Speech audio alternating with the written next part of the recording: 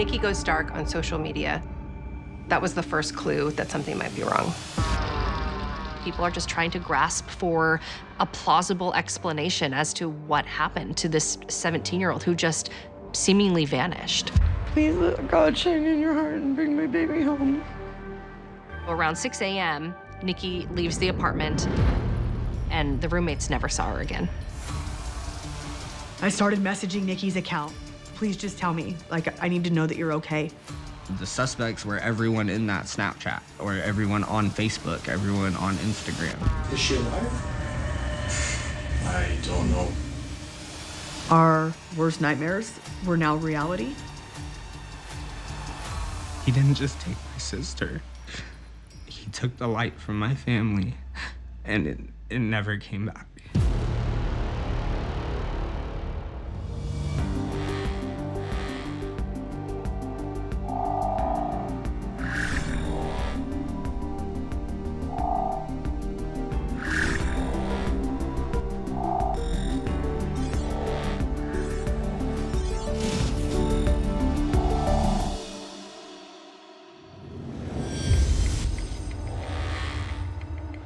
Steadfast throughout the trial, Nikki Kuhnhausen's mom, Lisa, and her supporters didn't miss a day. And Friday, they got the justice they were hoping for. Digital evidence was really important in this case. It gave us a bigger picture of what Nikki's last moments were like. And without that evidence, it's likely that we would never have narrowed in on a suspect. Digital evidence is documenting every text message you send, every email that you send, every place that you go to. You are keeping a little record book with you at all times. There's a lot of things that people do on their cell phones that others don't know about. Technology played a huge role in bringing a conviction and bringing closure to this case.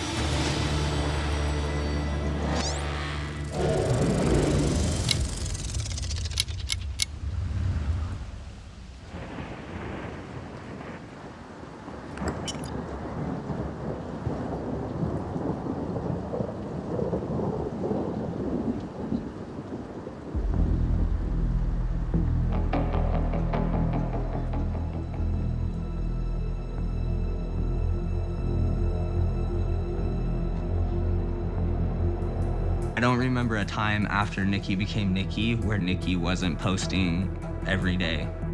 Nikki's routine was waking up and messaging my mom. You know, it was never, oh, what do I do first? No, it was, get up, did mommy text me? They were always connected. So I got a call from my mom, and she hadn't heard from Nikki. No Facebook posts, no none of that, no Instagram. Nikki hadn't messaged in, and I said, Nikki's dead. Me being a realistic person, there's no other way to look at it. Nikki Kuhnhausen was called in as a missing person to the Vancouver Police Department. Her mother, Lisa, told us everybody was concerned because they knew this is not Nikki. This is not Nikki to go dark like this for such a long period of time. Nikki Kuhnhausen was just a 17-year-old. I think her friends would describe her as sort of a mini influencer in her own way. Nikki loved to post makeup tutorials, and she was lip syncing a lot, and just, you know, she had some fun attitude to her videos. She's a 17-year-old teenager. It's what life is about, is posting on social media and staying in contact with your friends. She would be on Snapchat on a regular basis. So dropping off on Snapchat was another big red flag where we thought, wow, we really need to take a deeper look into what happened to Nikki. When you think about that, you get so used to seeing someone post every day or comment and like your posts and you're liking their post, to all of a sudden, that all stops. It goes dark. That was the first clue to Nikki's loved ones that she wouldn't have just turned off her social media. Something bad had happened.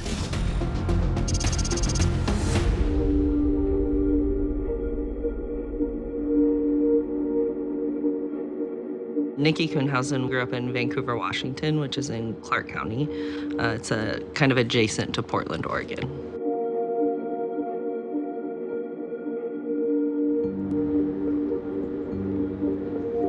Growing up, we were in and out of foster care. So my role as the protector started off when we were 10 years old. My mom and dad left a note for us above the door, and it said, "Going for cigarettes, be back ASAP." And they didn't return for up to 3 months, is when I finally ran out of food and went down to our foster mom's house. She came from a family who battled mental health issues and addiction. And so I think Nikki had to take on a role of being sort of a parent figure early on in her life. And I think that brought her a lot of maturity and growth at a really young age. There was a significant amount of trauma, but the love and the bond that they had as a family was so strong. It was definitely thick as thieves love. We would get Nikki at home from day one, but whenever we went to daycare, it was Nicholas. When she actually told all of us, she was like, I think I want to start dressing like a girl, da da da. We're like, dude, you've been doing that in your bedroom for 11 years now. Like, you need to tell your friends at school once you feel comfortable, not us. The next day, she did her makeup, all the stuff that she would do at home. That was a cool time, to say the least, because it was when she actually blossomed and you could see the happiness 24/7. She was often trying to just give people permission to live as who they are. She had a heart like no other, trying to be voices for people that didn't have theirs or couldn't find theirs.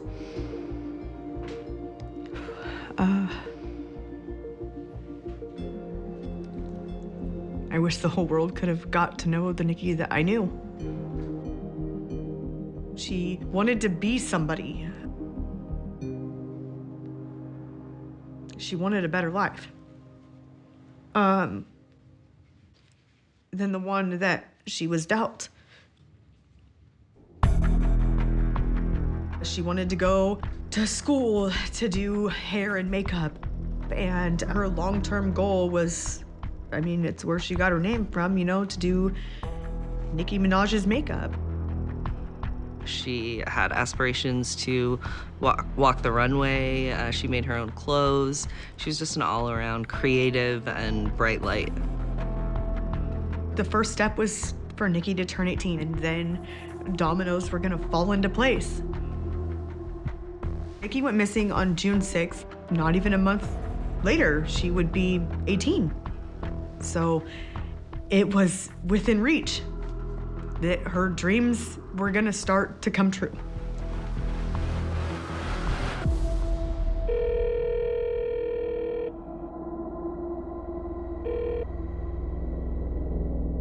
Nikki's mother, Lisa's first clue that something was up with Nikki was that she didn't check in with her before her shift. My mom tried posting to her page personally. My mom tried posting to her Instagram personally, DMing her Instagram, messaging her Facebook.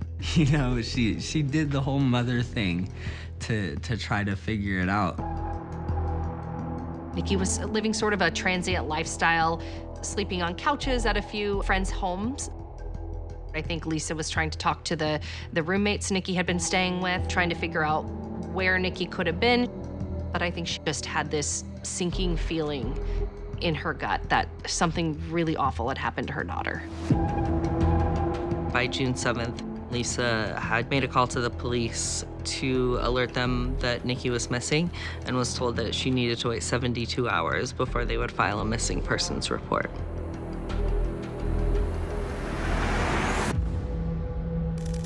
On June 10th, Lisa calls the Vancouver Police Department and she files a missing persons report. Nikki's case seemed to rapidly gain attention in online platforms and throughout the media. And when that started happening, law enforcement started receiving a lot of tips and information of what potentially happened to Nikki.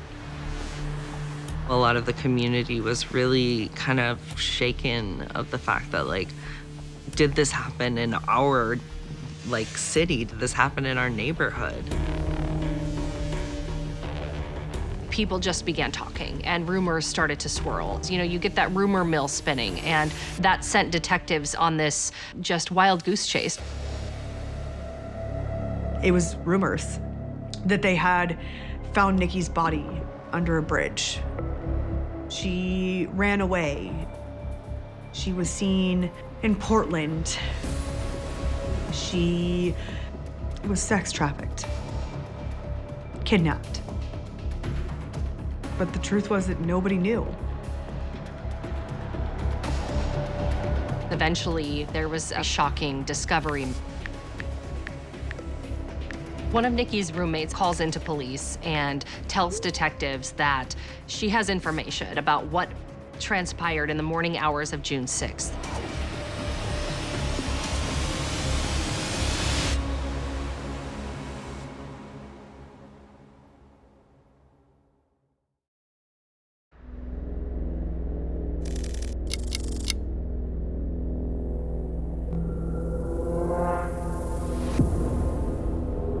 Nikki Kuhnhausen is a 17-year-old girl who was called in as a missing person to the Vancouver Police Department. On the morning of June 6th, Nikki's digital breadcrumbs started to fade and ultimately stopped. And her mother, Lisa, contacted police and reported her missing. The first roommate to come forward about Nikki's disappearance reported to us that on the morning of June 6th, Nikki came home to the apartment complex where Nikki was staying. She told her roommate that she had met a male she described as an older Russian male. He invited her to go have drinks with he and his brother at the bars, but Nikki declined and said that she was gonna head home, and he gave her his jacket. He had told her that he was gonna go help her pick up her own cell phone because at the time, Nikki had lost her cell phone. And so they exchanged with one another their Snapchat information. And that was the thing about Nikki, is sometimes she lost her phone or left it somewhere. But whether Nikki had to use your phone or my phone or a stranger's phone, Nikki posted on social media numerous times a day, especially Snapchat. Nikki had said, yeah, I'm gonna go, meet up with this guy. This is not gonna be a big deal. I won't be gone long. Nikki leaves sometime around 6 a.m., and they never saw her again. Officers learned that her phone had been left in the Portland area, and so she didn't have access to her phone at the time she went missing.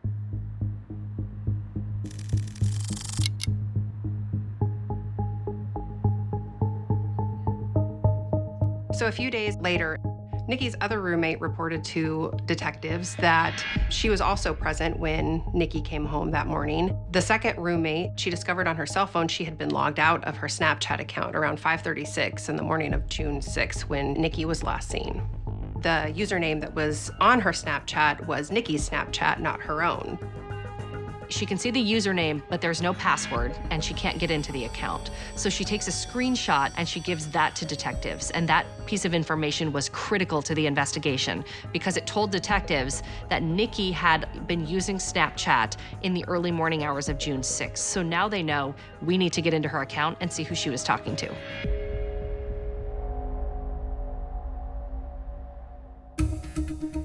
We wrote an emergency disclosure order to Snapchat. We think a person is in imminent harm, and we need you to give us the content of her Snapchat.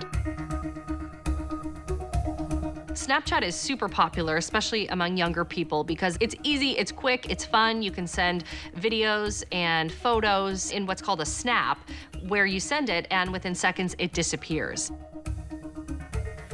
There's also a feature that is just a message, and those disappear within a number of seconds. However, law enforcement is able to, with a search warrant, gain that information that the users think is gone. It's not always entirely deleted from Snapchat. I knew the messages got erased. I didn't know Snapchat hung on to them at some company business thing somewhere. I thought they just were like, okay, gone. I thought we were screwed still. I was like, oh, it's all on Snapchat, we're done. Eventually, Snapchat sent back information that detailed the content of the messages Nikki had been receiving and had been writing the morning she disappeared. We learned that Nikki was chatting with an unknown person between 5 and 6 a.m. on the morning that she went missing. The messages seemed to describe some sort of a meetup. So one message gave a specific address location. Another described a white van. And the last message said, "I'm here." Detectives now had a huge lead in their case. We were able to learn the username of the person that Nikki was chatting with was Bogdan_David.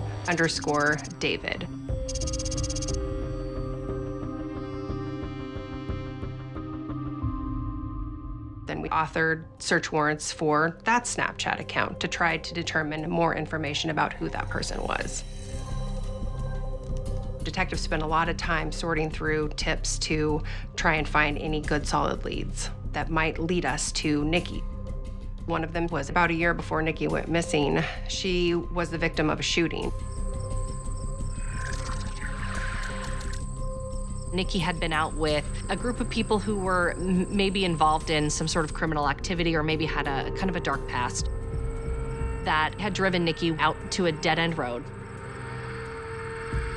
And someone shot Nikki multiple times.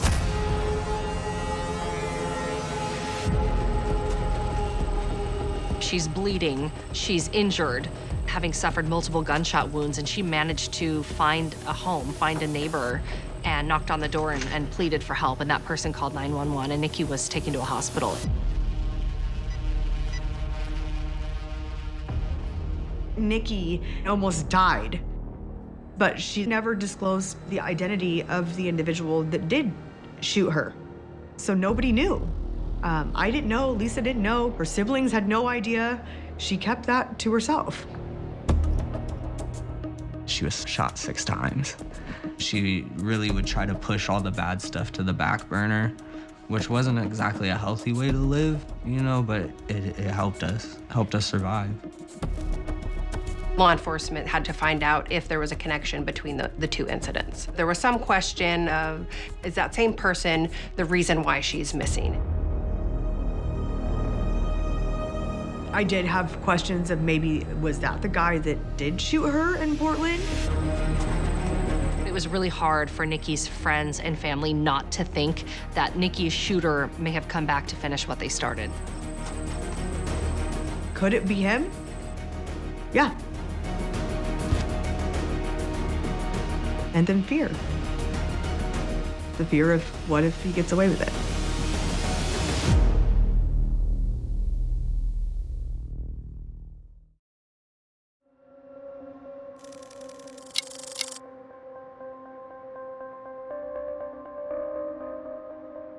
I moved out of Vancouver when I was about 20 years old.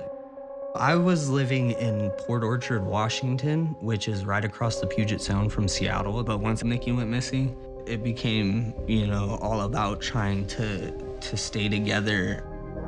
I drove down to pick up flyers from my mom just so we could hang them up. It was a community effort.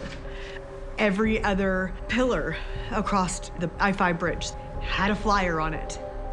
They were everywhere.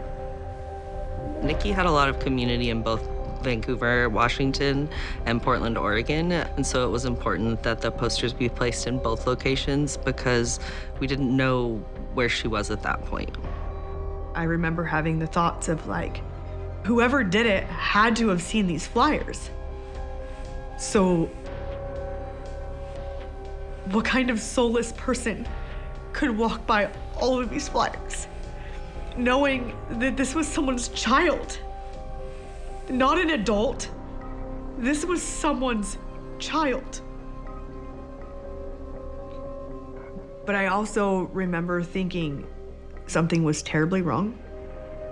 It had been too long. It had been too long.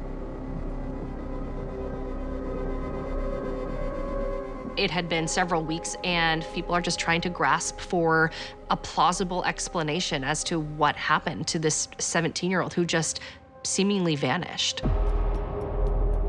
A friend we interviewed believed Nikki was previously shot because Nikki was transgender, and that shooter had targeted Nikki for that reason out of hate. When Nikki was shot, she didn't disclose a lot of information to law enforcement about what had happened. So detectives were pretty much at a loss as to who that assailant was and potentially where to find them to ask them any questions.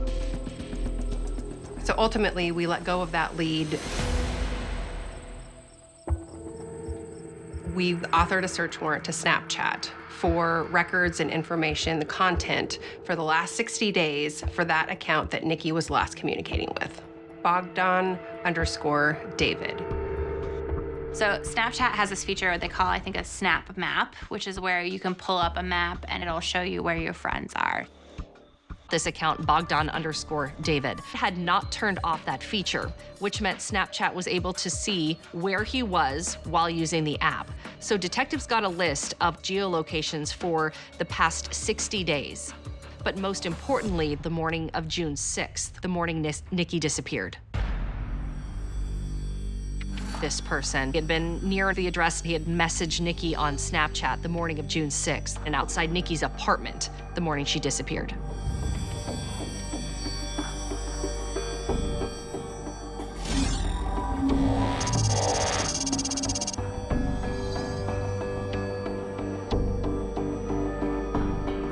Your phone that you carry with you all the time is documenting every text message you send, every email that you send, every place that you go to.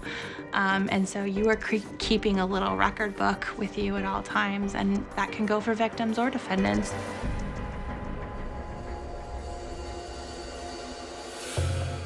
Snapchat sends back all of the profile information for that account, including an email address associated with the account, a phone number, and most importantly, a name. The name associated with that Snapchat account is David Bogdanov. Detectives did some digging into David to try and figure out as much information as they could about him. David had a social media presence where he liked to show off his taste for the finer things in life. We also learned that he was a Russian male. He was from the Clark County, Vancouver area. He was in a family business in a flooring company. Detectives started looking for where they could contact David, and they first started with his brothers. Detectives talk with both of David's brothers, and the brothers claim that they don't know where David is. They haven't talked to him in a long time. It seems like they're trying to distance themselves from David. Neither brother recalled ever meeting a young woman with David in the early morning hours of June 6th. One of the brothers does give detectives a really critical piece of information, and that is a phone number. And this phone number is different than the phone number detectives had received through the search warrant they had served to Snapchat.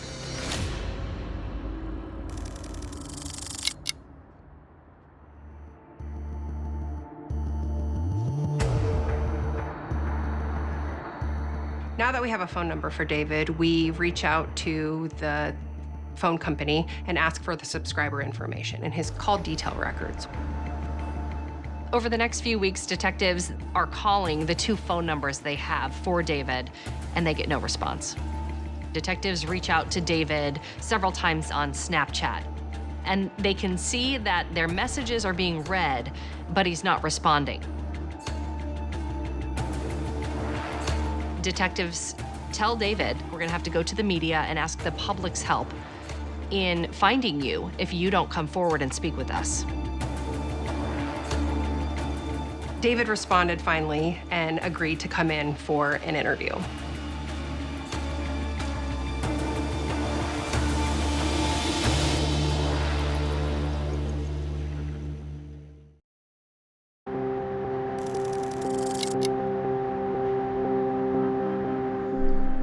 We know that David Bogdanov is the person of interest. When detectives tried to reach out to David, there wasn't any response. And so they told him, listen, if you don't respond to our messages, we're gonna have to elicit the help of the community and the public to find out where you are. Ultimately, he agreed to meet with the detective at the Vancouver Police Department. On October 2nd of 2019, David Bogdanov sat down with detectives. So you literally just ran into her on the street? I saw her walking by herself, and I'm like, that's really weird, because it was already late at night, you know? It was maybe like 1 a.m. That's the first encounter I had with her. Okay. That's it. She looked cold, and he approached her. He provided his jacket to her, and the two parted ways. He then went on to explain that they did communicate with one another over Snapchat. I did give her my Snapchat name. I wanted to just exchange Snapchats, and she didn't have a phone with her. David tells police that he had offered to help Nikki find her cell phone that she had lost at a friend's house, and he picked Nikki up. Eventually, he said that he drove her out to his brother's house, which is in Brush Prairie, on the outer edges of the Metro Vancouver area. And then David revealed that when the two of them were sitting parked in the vehicle, Nikki revealed to him that she was a transgender female. I was just trying to be nice, getting to know her and whatnot. I don't know how I didn't catch on sooner, but it must have been because I was so drunk. And then when the subject came up somehow, whatever way that was, I just got disgusted and I asked her to just get out. Detectives definitely applied some pressure because Brush Prairie is a really rural area. There's not bus service to a lot of these places, so the concept that you just left her out on the street and then she goes missing doesn't really track with anything. You know, I wish I could help you more, but I don't know. I'm not even a violent person, you know, at all. My culture, my roots and everything, it's even disturbing when I'm around a gay person or somebody bi or transsexual or something, you know. So.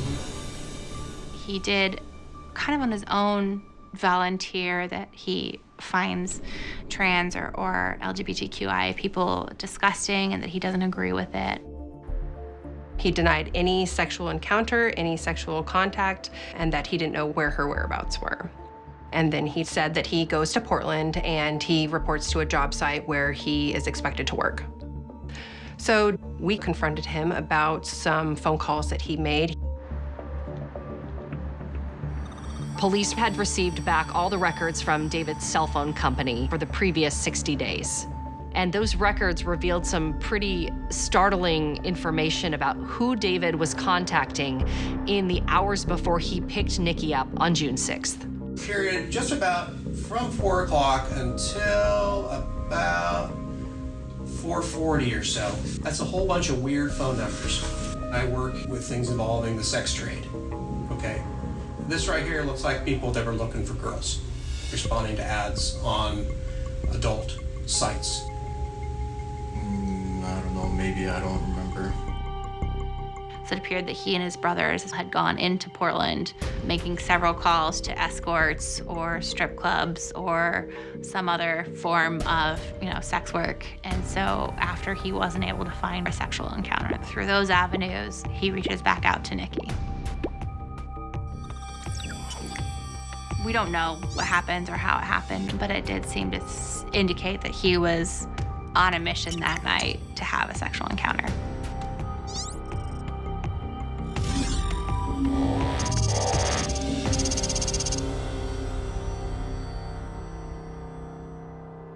David denied really knowing anything about those phone numbers and tried to explain it away. I don't know, maybe it was my brothers or something that called. Okay.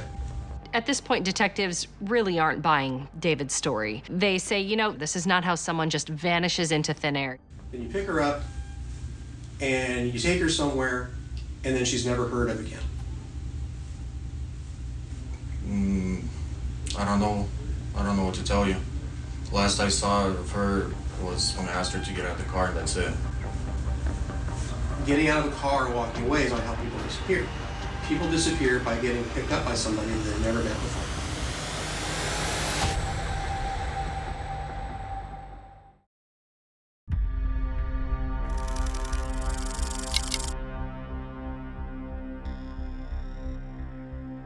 At that time, there wasn't a week that went by where my mom didn't call me. I called her for an update. So when the detectives brought David in, they didn't let us know what he said. They just let us know that he was a person of interest. So, I've watched enough crime TV shows to know, okay, so they must have some stuffs on this guy. David revealed in his interview that he was essentially disgusted with the fact that Nikki was a transgender female. But ultimately, he didn't really provide detectives with any viable leads on where to find Nikki. So what do you think happened to her? I have no idea. Is she alive? I don't know. He's just giving them these lines that they don't believe. So detectives ask David to take a polygraph test. I've got this mother who is living without this girl, right? And to be able to tell her that this guy even passed a polygraph. Well, let's do that some other time. The fact that he said, oh, I actually don't want to do it now, was an indication to investigators that while he said he wanted to provide more information and be helpful, his actions certainly spoke otherwise. Unfortunately, David is a no-show for his polygraph appointment. So that leaves detectives with one option, which is to continue diving into the technology to figure out what happened to Nikki. In late October, detectives got back all the records from the phone number that was given to police by David's brother. David initially told detectives that after he drops Nikki off, he goes to Portland to work.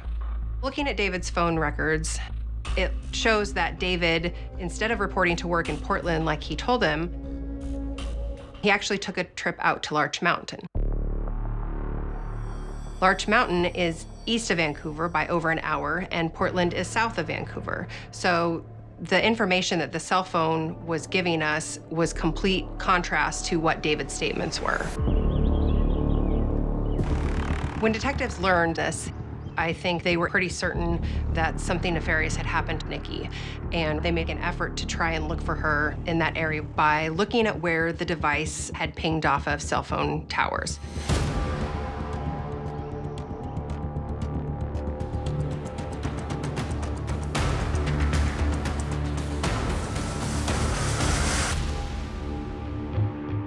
But ultimately, they were not able to find Nikki. Eventually, some months later, a person who was out foraging for wild plants at Larch Mountain stumbled upon something very shocking.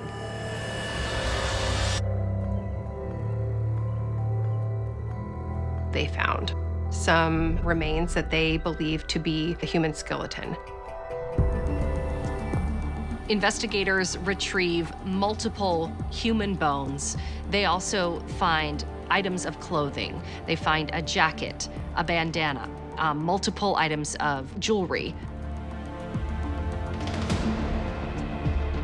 Detectives took all the items that they found at the scene at Larch Mountain and they compared them to photographs Nikki had posted on her social media pages. And they found that many of those items were the same items Nikki had worn in her photos: the jacket, the watch, the ring.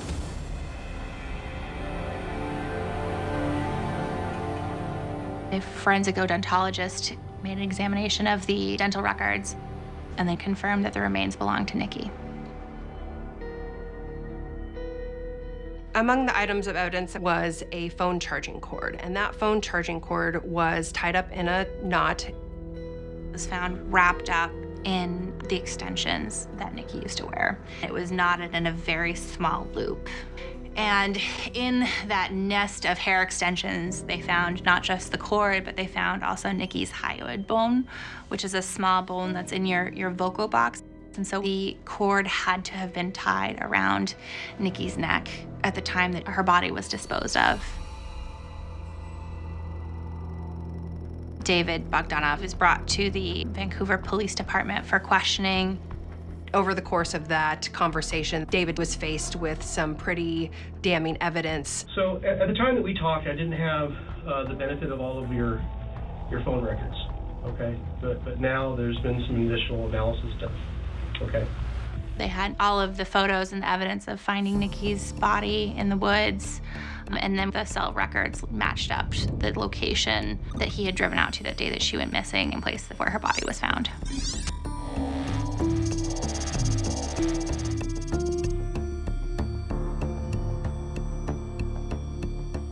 The fact that he took his cell phone with him and it was pinged up on Larch Mountain where the remains were found on the day that she died, at the time she went missing. You done set yourself up, bro. What happened on that trip? And that moment in that interview room, the tension was palpable. You didn't just go to work, did you?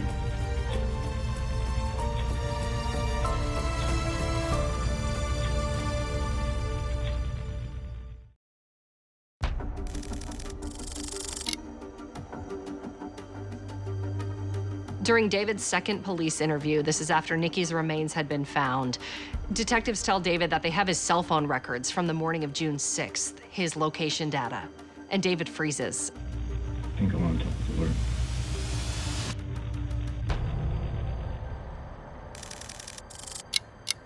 David Bogdanov was arrested in December of 2019, and the case went to trial in August of 2021, so it had been just over 2 years since Nikki had gone missing. The chain of evidence on this case started with that Snapchat login and got us all the way to David's Snapchat records, for his Gmail records, and the GPS records. So the cell phone evidence was kind of the linchpin and the basis for our case.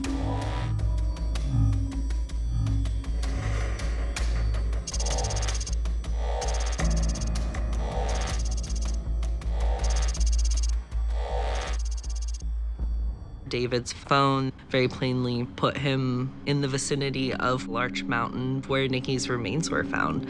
I mean, that seals it for me. This guy's guilty. David had to come up with an explanation about what happened because the digital evidence showed that they were together. The defense disclosed that they were going to argue about self-defense or raise self-defense as an argument at trial. He was going to say that he was justified. And that was definitely a surprise for us.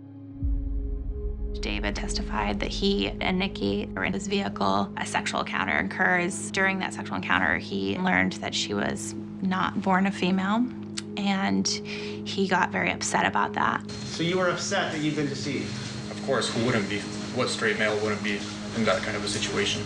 That's when the physical altercation started, when you shoved her, right? Yes.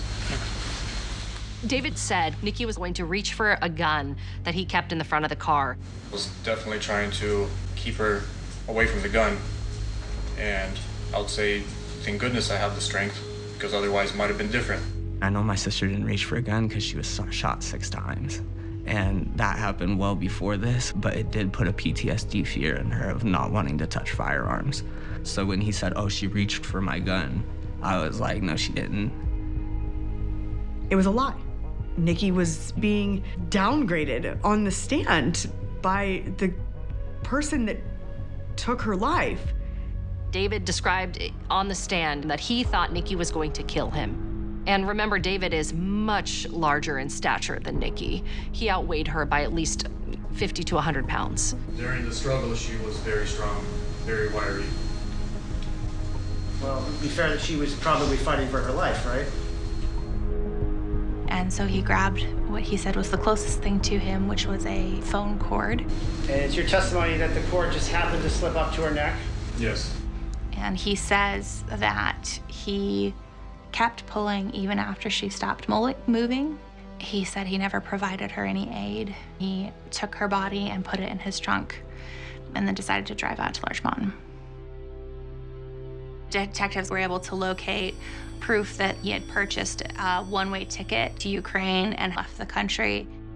So the same day that you killed Nikki, you bought a flight at around 9:45 p.m., correct? Yes. So it wasn't pre-planned, it was that same day. This was really helpful in our case in showing consciousness of guilt. Ultimately, after deliberations, the jury found David Bogdanov guilty of murder in the second degree and malicious harassment, which is what we used to call a hate crime in Washington. I do think that there was some level of justice done in her case. It sent a message that we won't tolerate this sort of hate.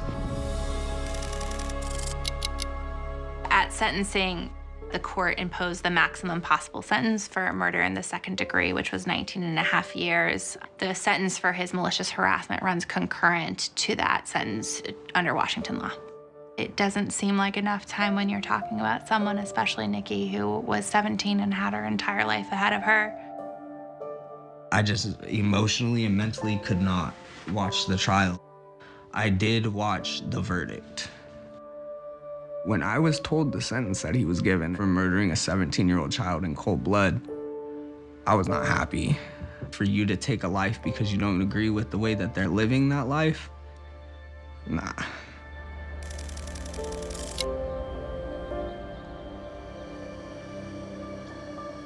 My mom did attempt suicide. August of last year, she succeeded on the 11th. I'm not mad at her.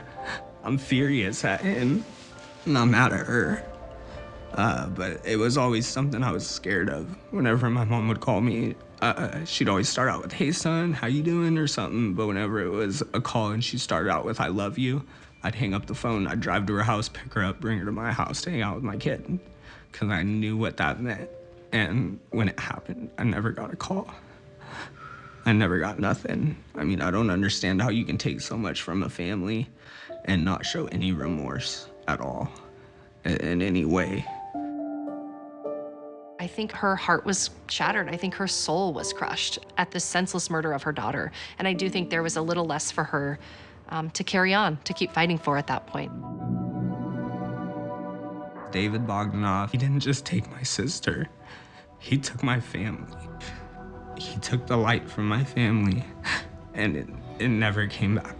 You know, they say you can repent everything.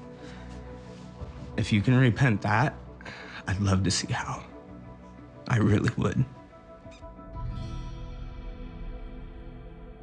If I was to daydream, I guess Nikki would have turned 18, graduated high school, got her surgery, went to cosmetology and beauty school, learning to professionally do makeup.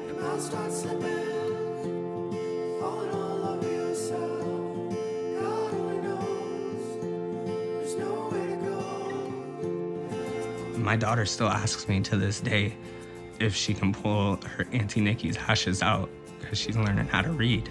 She wants to read to her. And she knows that she's in that urn behind me. Yeah.